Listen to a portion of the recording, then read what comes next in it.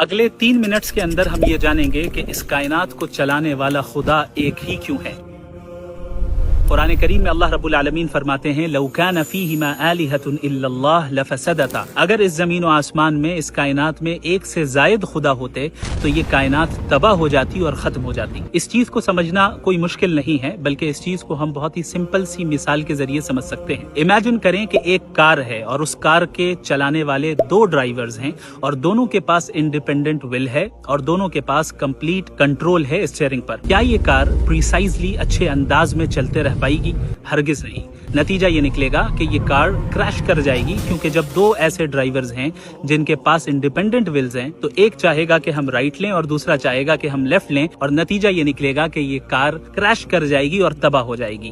اب اس چیز کو آپ پوری کائنات اور یونیورس پر اپلائی کریں۔ اگر اس یونیورس میں ایک سے زائد خدا ہوتے، مثال کے طور پر اگر 2 خدا ہوتے اور دونوں آل پاورفل ہیں اور دونوں کے پاس انڈیپینڈنٹ ول ہے، تو نتیجہ کیا نکلتا؟ نتیجہ یہ نکلتا کہ ایک خدا کچھ اور کرنا چاہتا اور دوسرا خدا کچھ اور کرنا چاہتا، اور یہ یونیورس تباہ ہو جاتی، کائنات تباہ ہو جاتی اور ختم ہو جاتی۔ لیکن کیا یہ کائنات ختم ہو گئی؟ ہرگز نہیں۔ ہم یہ دیکھتے ہیں کہ یہ کائنات پریسائز کیلکولیشن کے ساتھ چل رہی ہے، چاہے ہمارا سولر سسٹم ہو، اس میں موجود پلانٹس ہوں، سن ہو یا ہماری ارتھ ہو اور اس کی روٹیشن ہو یا گریوٹی ہو، یا ہم خود ہوں اور ہمارے جسم کے اندر جو آرگنز موجود ہیں وہ کس پریسائز کیلکولیشن کے ساتھ کام کر رہے ہیں، یہ سب ہم اچھے طریقے سے جانتے ہیں، اور اس یونیورس کی فائن ٹیوننگ کو ہم اچھے طریقے سے جانتے ہیں، جو کہ یہ بتاتی ہے کہ یہ ایک پریسائز آرڈر کے تحت یہ کائنات چل رہی ہے، اور اس کا پریسائزلی چلنا یہ اس بات کی دلیل ہے کہ خدا ایک ہی ہے اور اسے چلانے والا ایک ہی ہے، ایک سے زائد نہیں ہے۔ اب کوئی یہ بھی کہہ سکتا ہے کہ ایسا بھی تو ہو سکتا ہے کہ 2 خداؤں نے آپس میں ایگریمنٹ کر لیا ہو کہ ہم مل کر بغیر کسی کانفلکٹ کے